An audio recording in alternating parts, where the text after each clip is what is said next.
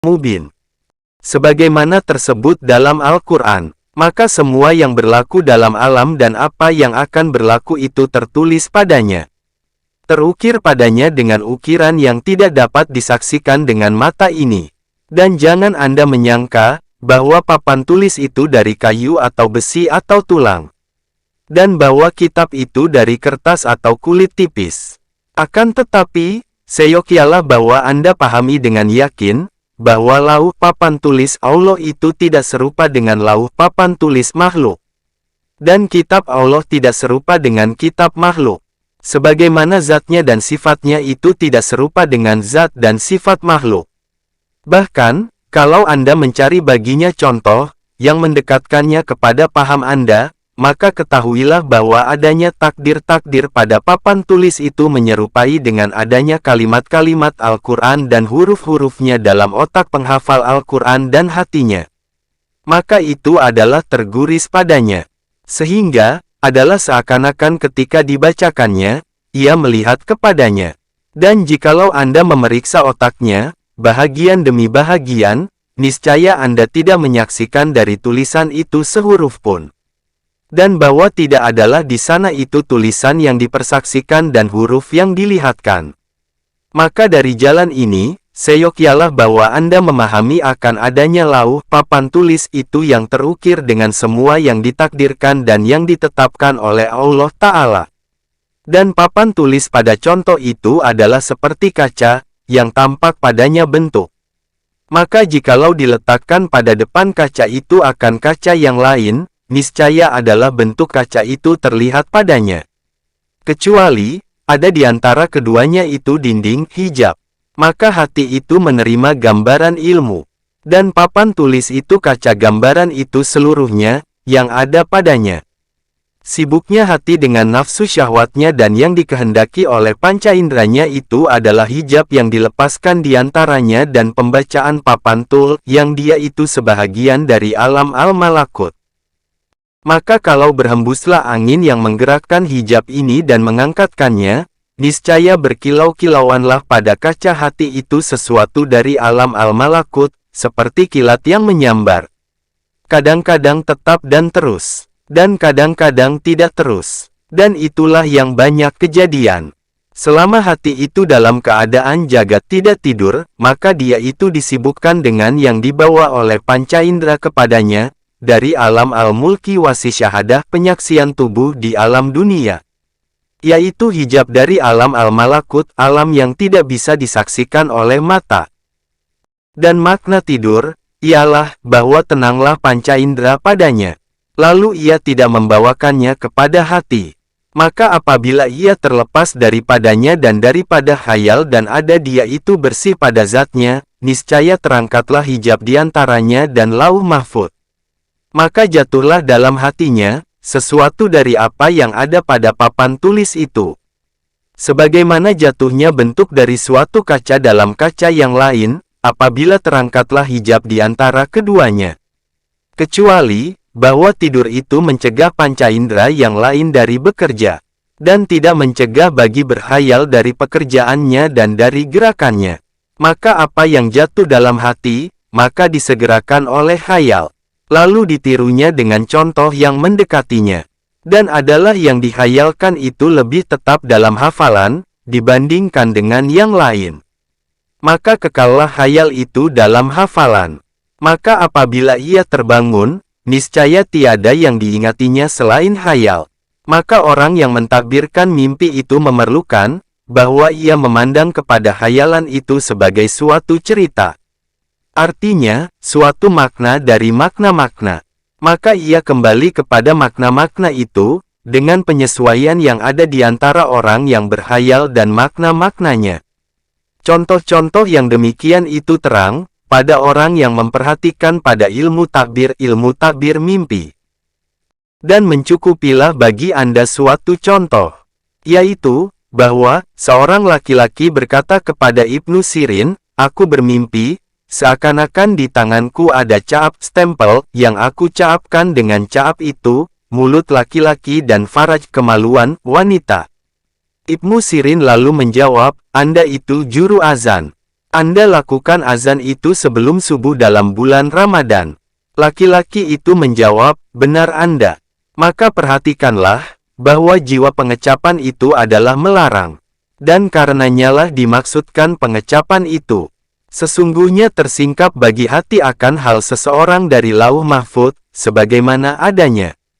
Yaitu, adanya orang itu, yang melarang manusia dari makan dan minum dalam puasa Ramadan. Akan tetapi, khayal itu persatuan larangan pada pengecapan dengan caab. Maka percontohannya itu dengan rupa khayalan yang mengandung jiwa makna, dan tidak tinggal pada hafalan, selain bentuk khayalan. Maka inilah bahagian yang sedikit dari lautan ilmu mimpi, yang tidak terhingga keajaiban-keajaibannya. Bagaimana tidak? Dan tidur itu adalah saudara mati. Sesungguhnya mati itu adalah suatu keajaiban dari keajaiban-keajaiban. Dan ini, karena tidur itu menyerupai mati dari segi yang lemah, yang membekas pada menyingkapkan tutup dari alam gaib. Sehingga jadilah orang yang tidur itu mengetahui apa yang akan ada pada masa mendatang. Maka apa yang Anda lihat pada mati yang mengoyakkan hijab dan menyingkapkan tutup secara keseluruhan. Sehingga manusia itu melihat ketika terputusnya nafas, tanpa terlambat, akan nyawanya sendiri, ada kalanya dikelilingi dengan belenggu, kehinaan, dan kekejian. Kita berlindung dengan Allah dari yang demikian. Dan ada kalanya dilingkungi dengan kenikmatan yang menetap dan kerajaan besar, yang tiada berakhir. Dan ketika ini, dikatakan bagi orang-orang yang sengsara dan telah tersingkaplah tutup, engkau lengah tentang ini, tetapi sekarang kami bukakan tabir yang menutupi engkau, sebab itu pemandangan engkau di hari ini amat tajamnya. Surat 50 Kahf ayat 22. Dan dikatakan, sihirkah ini ataukah kamu tiada melihat? Masuklah ke dalamnya. Sama saja buat kamu, baik bersabar atau tidak sabar. Hanyalah kamu menerima pembalasan menurut apa yang kamu kerjakan. Surat 52 At-Tur ayat 15-16. Dan kepada mereka itulah isyarat dengan firman Allah Ta'ala, dan jelaslah bagi mereka, bahwa apa-apa yang dahulunya mereka tiada mengira itu, memang dari Allah. Surat 39 Az-Zumar ayat 47. Maka ulama yang terpandai dan ahli hikmah yang paling ahli itu tersingkap baginya sesudah mati, dari keajaiban-keajaiban dan tanda-tanda, yang tiada sekali-kali terguris di hatinya dan tiada tergerak kata hatinya dengan yang demikian. Maka jikalau tidak ada bagi orang yang berakal itu kebimbangan dan kesusahan, selain fikiran pada gurisan hal yang demikian, bahwa hijab itu, dari apakah ia terangkat dan apakah yang tersingkap daripadanya itu tutup dari kesengsaraan yang biasa atau kebahagiaan yang terus-menerus, niscaya adalah yang demikian itu memadai pada menghabiskan semua umur. Yang mengherankan dari kelalaian kita itu dan hal-hal yang besar ini adalah di hadapan kita. Dan yang mengherankan lagi dari yang demikian, ialah kegembiraan kita dengan harta kita, keluarga kita, dengan sebab kita dan keturunan kita. Bahkan dengan anggota badan kita, pendengaran kita dan penglihatan kita. Serta kita mengetahui, dengan yakin akan perbedaan semua itu. Akan tetapi, di manakah yang menghembuskan Ruhul Kudus dalam hatinya, lalu berfirman apa yang difirmankannya bagi penghulu nabi-nabi, cintailah akan siapa yang engkau cintai, maka sesungguhnya engkau akan berpisah dengan dia. Hiduplah apa yang engkau kehendaki, maka sesungguhnya engkau akan mati. Dan bekerjalah apa yang engkau kehendaki, maka sesungguhnya engkau dibalasi dengan yang demikian. Maka tidak ragu lagi, manakala adalah yang demikian itu tersingkap baginya dengan ainul yakin, niscaya adalah dia dalam dunia, seperti orang yang lintas di jalan. Penghulu nabi-nabi, Muhammad itu tidak meletakkan batu merah atas batu merah. Dan tidak bambu atas bambu. Ia tidak meninggalkan dinar dan dirham. Dan ia tidak mengambil kekasih dan teman. Benar ia bersabda, jikalau aku mengambil Khalil teman, niscaya aku mengambil Abu Bakar menjadi Khalil. Akan tetapi, sahabatmu ini Khalilur Rahman. Maka Nabi menerangkan, bahwa kehalilan Ar-Rahman itu menyelang-nyelangi batin hatinya. Dan bahwa kecintaannya itu menetap dari kecintaan hatinya. Maka ia tidak meninggalkan dalam hatinya itu tempat yang lapang bagi halil dan kecintaan yang lain. Dan ia mengatakan bagi umatnya, kalau kamu betul mencintai Allah, turutlah aku, niscaya kamu akan dicintai oleh Allah. Umatnya ialah yang mengikutinya. Dan tiada yang mengikutinya, selain orang yang berpaling dari dunia dan menghadap ke akhirat. Sesungguhnya ia tidak berseru, selain kepada Allah dan hari akhirat. Ia tidak berpaling, selain dari dunia dan keberuntungan-keberuntungan yang segera. Maka dengan kadar apa yang Anda berpaling dari dunia dan menghadap ke akhirat, maka Anda telah menjalani jalannya, yang dijalaninya. Dengan kadar apa yang Anda menjalani jalannya, maka Anda telah mengikutinya. Dengan kadar apa yang Anda mengikutinya, maka Anda telah menjadi sebahagian dari umatnya. Dan dengan kadar apa yang Anda menghadap kepada dunia, maka Anda telah berpaling dari jalannya dan Anda tiada menyukai mengikutinya. Dan Anda berhubungan dengan mereka, yang difirmankan Allah Ta'ala tentang mereka, adapun orang yang melanggar batas dan memilih kehidupan dunia ini. Sesungguhnya api neraka tempat diamnya. Surat 79 An-Nazi'at ayat 37, 38, 39. Kalau Anda keluar dari tempat persembunyian ketertipuan, Anda insafkan akan diri Anda sendiri, hai orang lelaki dan semua kita ini adalah lelaki itu, niscaya Anda tahu, bahwa Anda dari semenjak Anda berpagi hari, sampai waktu Anda bersore hari, tidaklah Anda berusaha, selain pada keberuntungan-keberuntungan yang segera. Anda tidak bergerak dan tidak menetap, selain untuk kesegeraan duniawi. Kemudian, Anda mengharap bahwa adalah Anda itu besok dari umatnya dan pengikut-pengikutnya. Alangkah jauhnya persangkaan Anda dan alangkah dinginnya harapan Anda. Tersebut dalam Al-Quran Al-Karim, adakah orang-orang yang muslim, yang patuh akan kami samakan dengan orang-orang yang berdosa? Mengapa kamu jadi begitu? Mengapa kamu, sebodoh itu benar, dalam menetapkan keputusan? Surat 68 Al-Qalam ayat 35-36. Marilah kita kembali kepada yang kita di dalamnya dan sedang membicarakannya. Telah panjanglah mata pembicaraan kita kepada yang tidak dimaksudkan. Marilah kita sebutkan sekarang dari tidur yang menyingkapkan hal ihwal orang-orang yang sudah meninggal, yang besarlah manfaatnya dengan yang demikian. Karena telah pergilah kenabian dan tinggallah berita-berita yang memberitakan kabar gembira. Dan tidaklah yang demikian itu, selain tidur, yang dijumpai dalam mimpi waktu tidur. Penjelasan, tidur, mimpi dalam tidur, yang menyingkapkan hal ihwal orang-orang yang sudah mati dan amalan yang bermanfaat di akhirat. Maka termasuk dari yang demikian itu bermimpi bertemu dengan Rasulullah. Nabi bersabda, barang siapa memimpikannya aku dalam tidurnya, maka sesungguhnya ia telah melihat aku dengan sebenarnya. Sesungguhnya setan tidak dapat menyerupakan aku. Umar bin Al-Khattab berkata, aku memimpikannya Rasulullah dalam tidurku. Maka aku melihat beliau tidak memandang kepadaku. Lalu aku bertanya, hai Rasulullah, apa keadaanku? Lalu beliau berpaling kepadaku dan bersabda, tidakkah engkau itu berpeluk dan engkau itu sedang berpuasa? Umar menjawab, demi Tuhan, yang diriku di tangannya. Aku tiada berpeluk dengan seorang wanita pun sekali-kali dan aku sedang berpuasa. Al-Abbas berkata, aku adalah teman bagi Umar. Maka aku rindu bahwa memimpikannya dalam tidur. Lalu aku tidak memimpikannya, selain ketika awal tahun.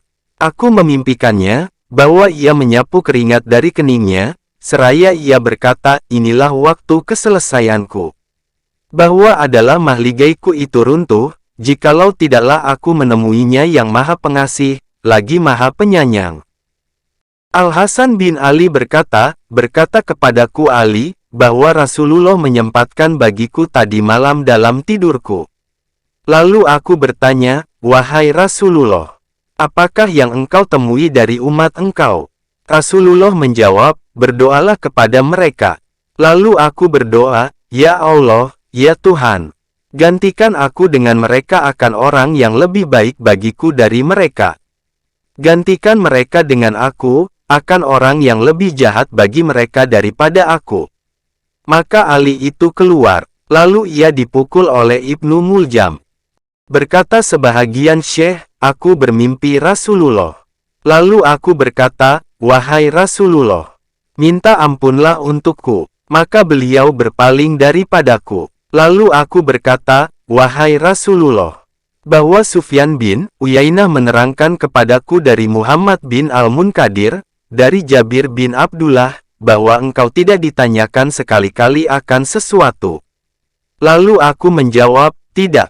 Lalu menghadap Ali. Maka ia berkata, 'Allah mengampunkan bagi engkau.'" Diriwayatkan dari Al-Abbas bin Abdul Muthalib, yang mengatakan, "Adalah aku bersaudara dan berteman dengan Abu Lahab. Tatkala ia telah meninggal dan diterangkan oleh Allah daripadanya, dengan apa yang telah diterangkannya, maka aku sedih kepadanya dan menyusahkan aku dengan urusannya. Lalu aku bermohon kepada Allah Ta'ala selama setahun, kiranya ia memimpikannya Abu Lahab kepadaku dalam tidur." Al-Abbas meneruskan riwayatnya, "Maka aku memimpikannya bahwa ia bernyala-nyala dalam neraka. Lalu aku bertanya tentang keadaannya. Maka ia menjawab, 'Aku jadi ke neraka dalam azab. Tidak diringankan dari aku dan tidak diistirahatkan, selain pada malam Senin dari setiap hari dan malam.' Aku lalu bertanya, 'Bagaimana yang demikian?' Ia menjawab, 'Dilahirkan pada malam itu Muhammad. Maka datang kepadaku Juwairiyah. Lalu ia menerangkan kepadaku berita gembira, bahwa Aminah telah melahirkan Muhammad. Maka aku sangat bergembira dengan berita itu. Dan aku memerdekakan budakku yang perempuan, karena bergembira dengan berita itu. Maka Allah memberi pahala kepadaku dengan yang demikian, bahwa ia mengangkatkan daripadaku azab pada setiap malam Senin." Abdul Wahid bin Zaid berkata, "Aku keluar pergi mengerjakan haji. Lalu seorang laki-laki menemani aku. Adalah dia, tidak berdiri dan tidak duduk, tidak bergerak dan tidak tetap, selain ia selalu berselawat kepada Nabi. Lalu aku tanyakan dia dari yang demikian. Maka ia menjawab, 'Aku akan menerangkan kepada engkau dari yang demikian. Bahwa aku keluar pada kali pertama ke Makkah. Dan bersamaku ayahku. Maka tatkala kami pergi, lalu aku tidur pada salah satu rumah. Di waktu aku sedang tidur, tiba-tiba datang kepadaku seorang yang datang, seraya berkata kepadaku, 'Bangun. Sesungguhnya Allah telah mematikan ayahmu dan menghitamkan mukanya.'" Abdul Wahid bin Zaid meneruskan ceritanya, "Lalu aku bangun dengan terkejut. Maka aku bukakan kain dari mukanya. Bahwa benar, ia sudah meninggal dan mukanya hitam. Maka masuklah dalam hatiku dari yang demikian oleh rasa ketakutan. Maka sewaktu aku dalam kesusahan yang demikian, tiba-tiba dikerasi mataku oleh ngantuk. Lalu aku tidur. Tiba-tiba aku mimpi, bahwa di kepala ayahku 4 orang hitam, bersama mereka tiang besi. Tiba-tiba datang seorang laki-laki yang bagus wajahnya, di antara 2 kain yang hijau. Lalu laki-laki itu berkata, "Menyingkirlah kamu semua." Lalu ia menyapu wajah ayahku dengan tangannya. Kemudian, ia datang kepadaku, seraya berkata, "Bangunlah. Sesungguhnya Allah telah memutihkan wajah ayahmu." Maka aku bertanya kepadanya, "Demi engkau, ayahku dan ibuku, siapa engkau?" Laki-laki itu menjawab, "Aku Muhammad." Abdul Wahid bin Zaid meneruskan ceritanya, "Maka aku bangun. Lalu aku bukakan kain dari wajah ayahku. Benar, ia putih. Maka tidaklah aku meninggalkan berselawat sesudah itu, kepada Rasulullah." Dari Umar bin Abdul Aziz, yang mengatakan, "Aku bermimpi bertemu dengan Rasulullah, Abu Bakar dan Umar duduk di sisinya. Di waktu aku sedang duduk tiba-tiba dibawa Ali dan Muawiyah. Lalu keduanya dimasukkan ke suatu rumah. Dan direnggangkan pintu kepada keduanya. Dan aku melihat, Maka tiadalah yang lebih cepat dari keluarnya Ali dan ia berkata, demi Tuhan yang empunya Ka'bah. Ia telah menghukumkan untukku. Dan tiadalah yang lebih cepat dengan keluarnya Muawiyah sesudahnya Ali. Dan Muawiyah itu mengatakan, demi Tuhan yang empunya Ka'bah. Ia telah mengampunkan aku. Pada suatu kali terbangun Ibnu Abbas dari tidurnya. Lalu ia membaca, Inna lillahi wa inna ilaihi rajiun. Dan berkata, demi Allah, Husain telah terbunuh. Dan adalah yang demikian itu sebelum ia terbunuh. Lalu dibantah oleh para sahabatnya. Ibnu Abbas lalu menjawab, aku memimpikannya Rasulullah dan bersama beliau kaca dari darah. Lalu beliau bersabda, adakah engkau tidak tahu, apa yang diperbuat umatku sesudahku? Mereka membunuh cucuku Husain. Inilah darahnya dan darah sahabat-sahabatnya. Aku angkatkan darah itu kepada Allah Ta'ala. Maka datanglah berita sesudah 24 hari, dengan pembunuhannya, pada hari yang telah dimimpikan Ibnu Abbas itu. Dimimpikan Abu Bakar As-Siddiq. Lalu dikatakan kepadanya, bahwa engkau mengatakan selalu pada lisan engkau, ini yang mendatangkan aku pada tempat-tempat kedatangan. Maka apakah yang diperbuat oleh Allah dengan engkau? Abu Bakar As-Siddiq menjawab, aku mengucapkan dengan dia, la ilaha illallah. Maka didatangkannya kepadaku sorga. Penjelasan, tidur para syekh, dan rahmat Allah kepada mereka sekalian. Berkata sebahagian para syekh, aku memimpikannya Mutamim ad-Dauraki dalam tidurku. Lalu aku bertanya, hai penghuluku, apakah yang diperbuat oleh Allah dengan engkau? Mutamim ad-Dauraki menjawab, dibawa aku berkeliling dalam beberapa sorga. Lalu ditanyakan kepadaku, adakah engkau memandang baik akan sesuatu di dalamnya? Aku menjawab, tidak hai penghuluku. Maka beliau berkata, jikalau engkau memandang baik daripadanya akan sesuatu, niscaya aku wakilkan engkau kepadanya. Dan tidak aku sambungkan engkau kepadaku. Dimimpikan Yusuf bin Al-Husain. Lalu ditanyakan kepadanya, apakah yang diperbuat oleh Allah dengan engkau? Yusuf bin Al-Husain menjawab, Allah telah mengampunkan aku. Ditanyakan lagi, dengan apa? Yusuf menjawab, aku tidak mencampur adukan kesungguhan dengan main-main. Dari Mansur bin Ismail, yang mengatakan, aku memimpikannya Abdullah Al-Bazar, lalu aku bertanya, apakah yang diperbuat oleh Allah dengan engkau? Abdullah Al-Bazar menjawab, ia menyuruh aku berdiri di hadapannya. Maka diampunkannya aku dari setiap dosa yang aku mengakuinya, selain satu dosa. Bahwa aku malu mengakui dosa yang satu itu. Maka ia menyuruh aku berdiri dalam keringat. Sehingga gugurlah daging wajahku. Lalu aku bertanya, apakah dosa yang satu itu? Abdullah Al-Bazar menjawab, aku memandang kepada seorang budak yang cantik. Lalu aku memandangnya bagus. Maka aku malu kepada Allah untuk menyebutkannya. Abu Ja'far Asy-Syaidalani berkata, aku memimpikannya Rasulullah dan dikelilingnya serombongan orang-orang miskin. Maka sewaktu kami seperti yang demikian itu, tiba-tiba pecahlah langit. Lalu turunlah dua orang malaikat. Seorang dari keduanya itu, di tangannya tempat cuci tangan. Dan di tangan yang seorang lagi cerek air. Lalu diletakkan tempat cuci tangan di hadapan Rasulullah. Lalu beliau membenamkan tangannya. Kemudian, beliau menyuruh, sehingga mereka itu membasuh tangannya. Kemudian, diletakkan tempat cuci tangan itu di hadapanku. Lalu salah seorang dari dua malaikat itu berkata kepada yang seorang lagi, jangan engkau tuangkan air ke atas tangannya. Karena dia tidak dari orang-orang miskin itu. Lalu aku berkata, wahai Rasulullah, tidakkah dirawikan dari engkau, bahwa engkau bersabda, manusia itu bersama orang yang dicintainya? Rasulullah menjawab, ya. Aku lalu berkata lagi, wahai Rasulullah, bahwa aku mencintaimu dan mencintai orang-orang miskin itu. Rasulullah lalu bersabda, tuangkanlah ke atas tangannya, bahwa dia ini dari orang-orang miskin itu. Al-Junaid berkata, aku bermimpi seakan-akan aku berkata-kata dengan orang banyak. Lalu berdiri di depanku seorang malaikat, seraya bertanya, yang paling dekat, yang didekati oleh orang-orang yang mendekatkan diri kepada Allah dengan itu, apa? Aku menjawab, amal yang tersembunyi, dengan timbangan yang sempurna. Malaikat itu lalu berpaling, seraya berkata, demi Allah, perkataan yang memperoleh taufik. Dimimpikan Mujami bin Saman at-Taimi. Lalu ditanyakan kepadanya, bagaimana engkau melihat urusan itu? Ia menjawab, aku melihat orang-orang zuhud di dunia itu berjalan dengan kebajikan dunia dan akhirat. Seorang laki-laki dari penduduk negeri Syam, Syria, berkata kepada Al-Ala bin Ziyad, aku memimpikannya engkau, seolah-olah engkau dalam sorga.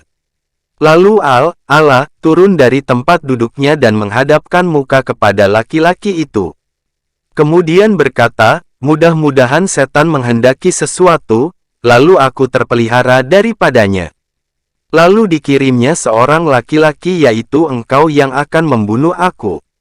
Muhammad bin Wasi berkata, mimpi itu menggembirakan orang mukmin dan tidak memperdayakannya. Solih bin Bashir berkata, aku memimpikannya, Atta As-Silmi. Lalu aku berkata kepadanya, kiranya engkau dirahmati oleh Allah.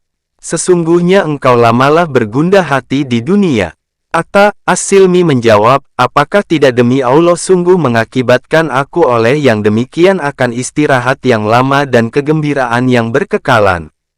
Aku lalu bertanya, pada tingkat yang mana, engkau itu? Ia lalu menjawab, bersama mereka, yang telah dinikmatkan oleh Allah kepada mereka, dari nabi-nabi dan orang-orang sidik. Hingga akhir ayat ini. Ditanyakan Zararah bin Abi Aufa dalam mimpi, amalan apakah yang paling utama padamu? Ia menjawab, rida dan pendek angan-angan. Yazid bin Mazur berkata, aku memimpikannya Al-Auza'i, lalu aku berkata, hai Abu Amr, tunjukilah aku kepada amal, yang aku dekatkan diriku dengan amal itu kepada Allah Ta'ala. Al-Auza'i menjawab, aku tidak melihat di sana suatu derajat yang lebih tinggi dari derajat ulama. Kemudian, derajat orang-orang yang bergundah hati. Perawi menyambung ceritanya, adalah Yazid itu seorang syekh guru besar. Maka senantiasalah ia menangis, sehingga kelamlah butalah kedua matanya. Ibnu Uyainah berkata, aku memimpikannya saudaraku. Lalu aku bertanya, hai saudaraku, apakah yang diperbuat oleh Allah dengan engkau? Ia lalu menjawab, setiap dosa yang aku memohonkan ampun daripadanya, maka diampunkannya bagiku. Dan apa yang tidak aku memohonkan ampun, niscaya tidak diampunkannya bagiku. Ali At-Talhi berkata, aku memimpikannya seorang wanita, yang tiada menyerupai dengan wanita-wanita dunia. Lalu aku bertanya, siapakah engkau? Wanita itu menjawab, Haura. Maka aku mengatakan, kawinkanlah aku dengan diri engkau. Wanita itu menjawab, pinangkanlah aku kepada penghuluku dan berikanlah maharku, mas kawinku. Maka aku bertanya, apakah mas kawin engkau? Ia menjawab, tahanlah diri engkau dari bahaya-bahayanya. Ibrahim bin Ishaq Al-Harbi berkata, aku memimpikannya Zubaidah. Lalu aku bertanya, apakah yang diperbuat oleh Allah dengan engkau? Ia menjawab, ia telah mengampunkan aku. Lalu aku bertanya kepadanya, dengan yang engkau belanjakan pada jalan Makkah. Zubaidah menjawab, adapun belanja yang aku belanjakan itu, telah kembali pahalanya kepada yang empunyanya. Dan telah diampunkan bagiku dengan niatku. Tatkala Sufyan Ats-Tsuri meninggal dunia, lalu dimimpikan orang. Maka ditanyakan kepadanya, apakah yang diperbuat oleh Allah dengan engkau? Ia menjawab, aku letakkan permulaan tapak kakiku atas titian Siratal Mustaqim. Dan yang kedua, dalam sorga. Ahmad bin Abil Hawari berkata, aku bermimpi pada apa yang dimimpikan oleh orang yang tidur, akan seorang budak wanita, yang belum pernah aku melihat yang lebih cantik daripadanya. Adalah wajahnya gilang gemilang cahayanya. Lalu aku bertanya kepadanya, dari apa cahaya wajah engkau? Ia menjawab, engkau ingatlah malam itu, yang engkau menangis padanya?" Aku menjawab, "Iya." Maka ia mengatakan, "Aku ambil air mata engkau. Lalu aku sapu dengan dia wajahku. Maka dari situlah cahaya wajahku, sebagaimana yang engkau melihatnya." Al-Qahtani berkata, "Aku memimpikannya Al-Junaid. Lalu aku bertanya kepadanya, 'Apakah yang diperbuat oleh Allah dengan engkau?' Ia menjawab, 'Binasalah isyarat-isyarat itu dan hilanglah ibarat-ibarat itu. Dan tiada kami memperoleh hasilnya, selain atas 2 rakaat, yang kami kerjakan salat 2 rakaat itu pada malam hari.'" Dimimpikan Zubaidah, lalu ditanyakan kepadanya, "Apakah yang diperbuat oleh Allah dengan engkau?" Ia menjawab, "Telah diampunkan dosaku dengan 4 kata-kata ini, La ilaha illallah, yang aku habiskan umurku dengan dia. La ilaha illallah, yang aku masuk ke kuburku dengan dia. La ilaha illallah, yang aku bersepi-sepi dengan dia, sendirianku. La ilaha illallah, yang aku bertemu dengan dia akan Tuhanku." Dimimpikan Bisir, lalu ditanyakan kepadanya, "Apakah yang diperbuat oleh Allah dengan engkau?" Ia menjawab, "Tuhanku Azza wa Jalla mencurahkan rahmat bagiku, dan berfirman, 'Hai Bisir, apakah engkau tidak malu kepadaku? Engkau takut kepadaku dengan seluruh ketakutan itu.'" Dimimpikan Abu Sulaiman, lalu ditanyakan kepadanya, "Apakah yang diperbuat oleh Allah dengan engkau?" Ia menjawab, "Dia mencurahkan rahmat kepadaku. Tiadalah sesuatu yang lebih memelaratkan aku, dari isyarat kaum itu kepadaku." Abu Bakar Al-Qahtani berkata, "Aku memimpikannya seorang pemuda, yang belum pernah aku melihatnya, yang lebih cantik daripadanya. Lalu aku bertanya kepadanya, 'Siapakah engkau?' Pemuda itu menjawab, 'Takwa.' Aku bertanya lagi, 'Di mana engkau tinggal?' Ia menjawab, 'Setiap hati yang gundah.' Kemudian, ia berpaling. Tiba-tiba wanita hitam. Lalu aku bertanya, 'Siapakah engkau?' Wanita itu menjawab, 'Saya penyakit.' Aku lalu bertanya lagi, 'Di mana engkau tinggal?' Ia menjawab, 'Setiap hati yang gembira, yang bersuka cita.'" Abu Bakar Al-Qahtani meneruskan ceritanya, "Maka aku terbangun. Dan aku berjanji, bahwa aku tiada akan tertawa lagi, kecuali karena terpaksa." Abu Said Al-Haras berkata, "Aku bermimpi, seakan-akan iblis melompat ke atasku. Lalu aku mengambil tongkat, untuk aku memukulnya. Maka ia tidak takut daripadanya. Lalu memanggillah orang yang memanggil kepadaku, bahwa si ini tidak takut dari ini. Bahwa ia takut dari cahaya yang ada dalam hati." Ahmad bin Ayub Al-Masuhi berkata, "Aku memimpikannya iblis yang berjalan dengan telanjang. Lalu aku bertanya, 'Apakah engkau tidak malu kepada manusia?' Iblis itu menjawab, 'Demi Allah, mereka itu manusia. Jikalau adalah mereka itu manusia, niscaya aku tiada bermain-main dengan mereka pada 2 tepi hari, sebagaimana anak-anak bermain dengan bola. Akan tetapi, manusia itu adalah suatu kaum yang bukan mereka itu, yang telah menyakitkan tubuhku.'" Iblis itu mengisyaratkan dengan tangannya kepada sahabat-sahabat kita kaum Sufi. Abu Said Al-Haras berkata, "Aku berada di Damsyik. Lalu aku bermimpi seakan-akan Nabi datang kepadaku, dengan bersandar kepada Abu Bakar dan Umar. Maka beliau datang, lalu berhenti di depanku. Dan aku mengatakan sesuatu dari suara dan aku mengetuk pada dadaku. Maka Nabi bersabda, 'Kejahatan ini lebih banyak dari kebajikannya.'" Dari Ibnu Uyainah yang mengatakan, "Aku memimpikannya Sufyan Ats-Tsuri, seakan-akan ia dalam sorga, terbang dari pohon ke pohon. Ia berkata, 'Bagi yang seperti ini, maka hendaklah dikerjakan oleh orang-orang yang mengerjakan.' Maka aku berkata kepadanya, 'Berikanlah aku wasiat.' Ia menjawab, 'Sedikitkanlah dari berkenalan dengan manusia.'" Dirawikan Abu Hatim Ar-Razi dari Kubaisah bin Uqbah, yang mengatakan, "Aku memimpikannya Sufyan Ats-Tsuri, lalu aku bertanya, 'Apakah yang diperbuat oleh Allah dengan engkau?' Ia lalu bermadah, 'Aku memandang dengan berhadapan kepada Tuhanku, maka ia berfirman kepadaku, "Senanglah engkau dengan keridaanku, hai Ibnu Said.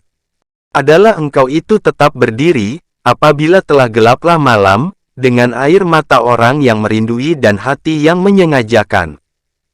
Maka untuk engkau pilihlah, mahligai mana yang engkau kehendaki.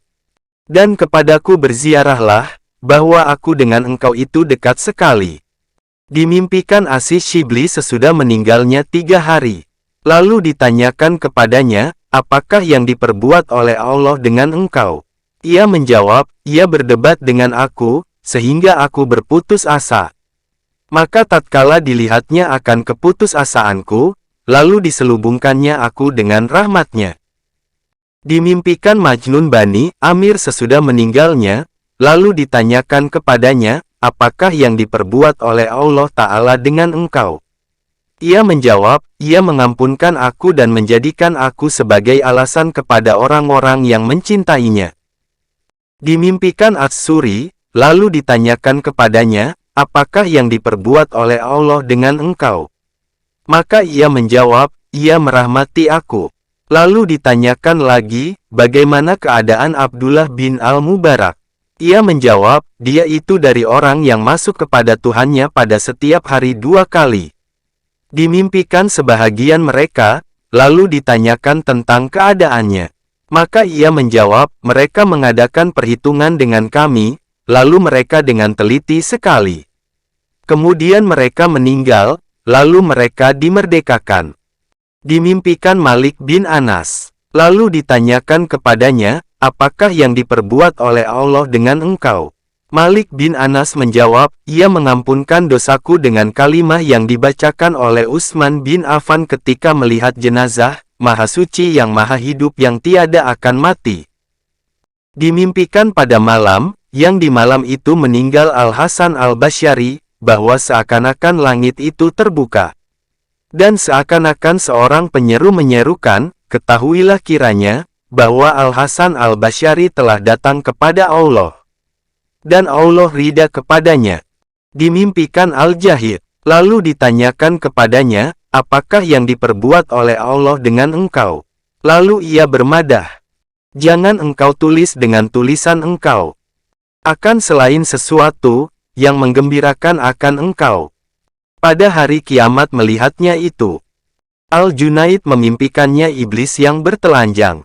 Lalu ia bertanya, "Apakah engkau tidak malu kepada manusia?" Iblis itu menjawab, "Mereka itu manusia. Manusia itu adalah kaum-kaum dalam Masjid Asy-Syauniziyah. Mereka itu telah menyakitkan tubuhku dan membakarkan jantungku." Al-Junaid berkata, "Maka tatkala aku terbangun, lalu aku berpagi-pagi benar ke masjid. Maka aku melihat suatu jamaah, yang telah meletakkan kepala mereka ke atas lututnya, yang bertafakur. Tatkala mereka melihat aku, lalu mengatakan, 'Janganlah terperdaya engkau oleh berita yang keji.'" Dimimpikan Anas Rabazi di Makkah sesudah wafatnya. Lalu ditanyakan kepadanya, "Apakah yang diperbuat oleh Allah dengan engkau?" Ia menjawab, "Aku dicela dengan sedikit celaan. Kemudian, aku dipanggil, 'Hai Abul Qasim, adakah sesudah bersambung itu berpisah?' Lalu aku menjawab, 'Tidak, hai yang Maha Agung.' Maka tidaklah aku diletakkan dalam liang lahat, sehingga aku berhubungan dengan Tuhanku." Utbah Lagolam memimpikannya Haura, dalam bentuk yang cantik. Lalu Haura berkata, "Hai Utbah, aku rindu kepada engkau. Maka perhatikanlah, bahwa engkau tidak mengerjakan akan sesuatu perbuatan, lalu menghambatkan di antara aku dan engkau." Utbah menjawab, "Aku telah menceraikan dunia dengan talak 3. Tiada kembali lagi aku kepadanya, sehingga aku menemui engkau." Dikatakan, bahwa Ayub As-Sakhtiyani melihat jenazah orang maksiat. Lalu beliau masuk ke ruang rumah, supaya ia tidak bersalat jenazah kepadanya.